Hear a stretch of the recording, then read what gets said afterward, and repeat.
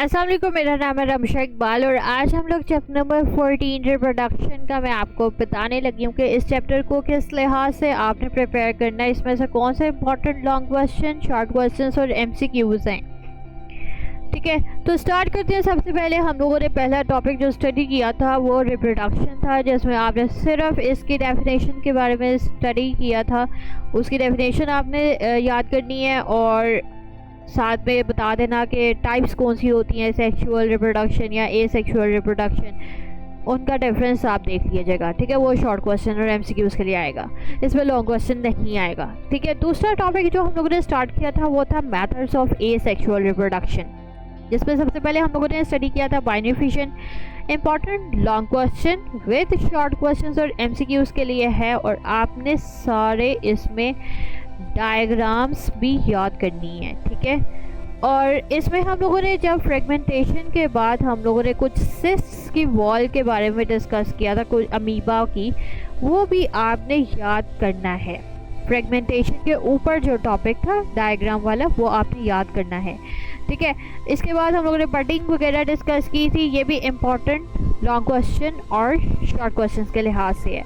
Spore formation और parthenogenesis, important long question. फिर हम लोगों ने स्टडी किया था वेजिटेटिव प्रोपगेशन, जिसमें नेचुरल वेजिटेटिव प्रोपगेशन, ये भी जो है वो पूरा ओवरऑल लॉन्ग क्वेश्चन में आ सकता है कि नेचुरल वेजिटेटिव प्रोपगेशन किस तरह होती है या आर्टिफिशियल वेजिटेटिव प्रोपगेशन किस तरह से होती है, जिसमें कटिंग्स और ग्राफ्टिंग हम लोगों ने स्टडी किया था। ये सारे इंपॉर्टेंट लॉन्ग क्वेश्चन और शॉर्ट क्वेश्चन हैं। ठीक है, फिर एडवांटेजेस और डिसएडवांटेजेस देखे थे वेजिटेटिव प्रोपगेशन के, प्लांट्स के, ये आप शॉर्ट क्वेश्चंस और एमसीक्यूज के लिए प्रिपेयर करना। तीसरा टॉपिक जो हम लोगों ने प्रिपेयर किया था वो था sexual reproduction in plants, very important long question of this chapter. ठीक है, इसमें उसका स्ट्रक्चर भी पूछ सकते हैं, उसके कोई भी वर्ल्ड के बारे में डिटेल में पूछ सकते हैं। आपने विद डायग्राम सारा कुछ बताना होगा।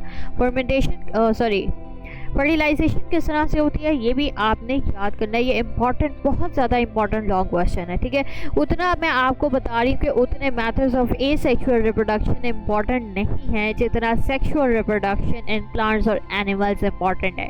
ठीक है, आप समझ गए होंगे कि किसके ग्रुप में कौन सा लॉन्ग क्वेश्चन आएगा। एक के हो सकता है सेक्सुअल रिप्रोडक्शन इन प्लांट्स आए और दूसरे में एनिमल्स आए।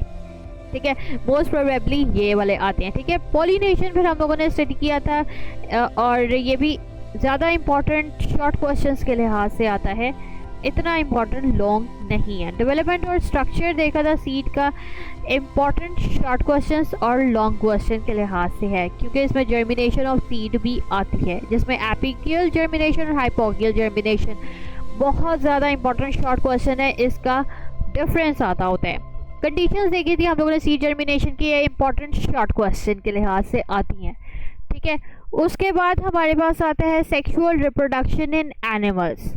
मैंने अभी आपको बताया कि सेक्सुअल रिप्रोडक्शन इन प्लांट्स और सेक्सुअल रिप्रोडक्शन इन एनिमल्स बहुत ज़्यादा इंपॉर्टेंट लॉन्ग क्वेश्चन है। इसमें spermatogenesis, oogenesis with diagram long question में आ सकते हैं। इसकी भी फर्टिलाइजेशन आ सकती है। ठीक है, रिप्रोडक्शन इन रैबिट, इसका पूरा एक लॉन्ग क्वेश्चन आ सकता है। मेल रिप्रोडक्टिव सिस्टम भी आ सकता है और फीमेल भी आ सकता है, और फर्टिलाइजेशन किस तरह होती है, ये सारा ओवरऑल बहुत ज़्यादा इंपॉर्टेंट लॉन्ग क्वेश्चन है। तो ओवरऑल लास्ट में हम लोग जो स्टडी किया था वो था ग्रोथ इन ह्यूमन पॉपुलेशन और उसके कॉन्सिक्वेंसेस देखे थे और रोल देखा था NACP का और NGOs का, और एड्स के बारे में डिस्कस किया था। एड्स मैंने आपको बताया था कि इंपॉर्टेंट शॉर्ट क्वेश्चन के लिहाज से, बाकी इस टॉपिक से कुछ नहीं याद करना।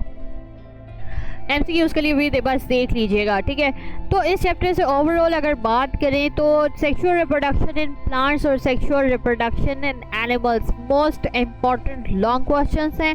बाकी रिप्रोडक्शन और मेथड्स ऑफ एसेक्सुअल रिप्रोडक्शन ज़्यादा इंपॉर्टेंट, ये शॉर्ट क्वेश्चंस और MCQs के लिहाज से हैं, लेकिन लॉन्ग भी आ सकता है, इतना इंपॉर्टेंट नहीं है, लेकिन ज़्यादा इंपॉर्टेंट है इसमें प्लांट्स और एनिमल्स वाले। ठीक है, पेयरिंग अगर हम देखें चैप्टर नंबर 14 के अकॉर्डिंग टू 2025 तो इसकी पेयरिंग बनती है चैप्टर नंबर 12 के साथ। अगर हम इस चैप्टर के शॉर्ट क्वेश्चंस की बात करें तो इस चैप्टर में से 2 शॉर्ट क्वेश्चंस आने और वो क्वेश्चन नंबर 3 में आएंगे। ठीक है, हमें पता है कि शॉर्ट क्वेश्चंस के 3 पार्ट्स होते हैं, क्वेश्चन नंबर 2 है, 3 है और 4 है, जो क्वेश्चन नंबर 3 होता है उसमें हमारे पास 2 शॉर्ट क्वेश्चंस आएंगे चैप्टर नंबर 14 से, रिप्रोडक्शन से। और अगर हम लोग MCQs की बात करें तो इस चैप्टर से 2 MCQs आने हैं। हर चैप्टर से अभी तक जितना हम लोगों ने स्टडी किए हैं उनमें से हर एक में 1 MCQ आता था, लेकिन इस चैप्टर से 2 MCQs आने हैं। ठीक है, तो ये चैप्टर इम्पॉर्टेंट है। और अगर हम इस चैप्टर की वेटेज के लिहाज से बात करें तो 11 मार्क्स बनते हैं पूरे पेपर में।